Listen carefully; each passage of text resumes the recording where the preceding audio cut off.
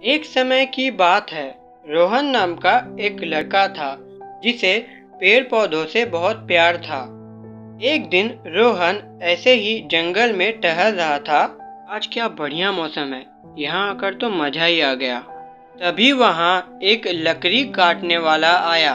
रोहन ने उसे देखा। अरे ये क्या, ये तो लकड़ी काटने वाला है और ये यहाँ लकड़ी काटने आया है। नहीं नहीं, मैं इसे लकड़ी काटने नहीं दूंगा। फिर रोहन आगे बढ़ता है और उस लकड़ी काटने वाले के पास जाता है। रुक जाइए, मैं आपको यहाँ से लकड़ी काटने नहीं दूंगा। पेड़ काटना अच्छी बात नहीं है, क्या आपको पता नहीं?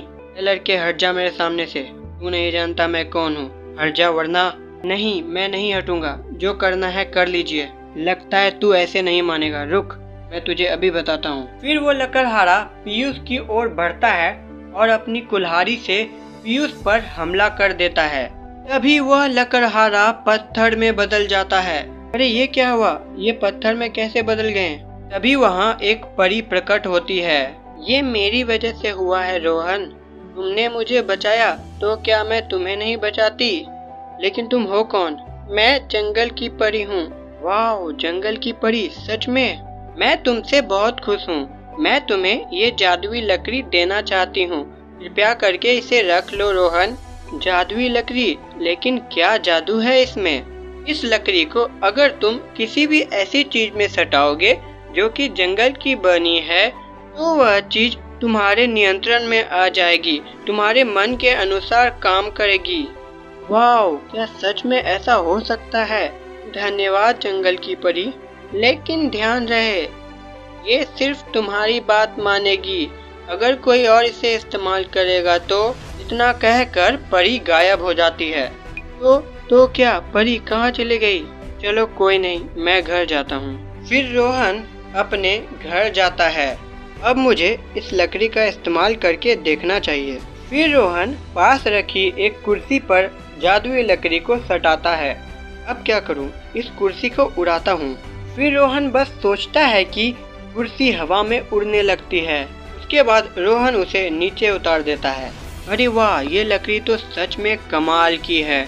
अब मैं इनसे कमजोर लोगों की मदद करूंगा। ये सारी चीजें बाहर खड़ा रोहन का दुश्मन विजय देख लेता है। अरे बाप रे, ये तो कमाल है। रोहन के पास जादुई लकड़ी, ये लकड़ी तो मेरे पास होनी चाहिए। अगले दिन रोहन ऐसे ही गांव में टहल रहा था। तभी उसने देखा कि एक चोर बूढ़ी अम्मा का पर्स चोरी करके भाग रहा है। अरे ये क्या, मुझे कुछ करना होगा, क्या करूं? फिर रोहन पास रखी मिट्टी पर अपनी जादुई लकड़ी को सटाता है। फिर मिट्टी एक बड़ी सी मिट्टी के गेंद में बदल जाती है और उड़कर उस चोर का पीछा करने लगती है और उस चोर को गिरा देती है। आया मजा बच्चू? फिर रोहन पर्स लाकर दादी अम्मा को दे देता है। ऐसे ही रोहन सबकी मदद करने लगा और पूरे गांव में फेमस हो गया। एक दिन की बात है, रात को रोहन थक कर घर लौटा। मैं बहुत थक गया हूँ, अब मुझसे कोई काम नहीं होगा, मुझे बहुत नींद आ रही है। इस जादुई लकड़ी को नीचे ही रख देता हूँ। फिर रोहन उस जादुई लकड़ी को ऐसे ही जमीन पर रख देता है।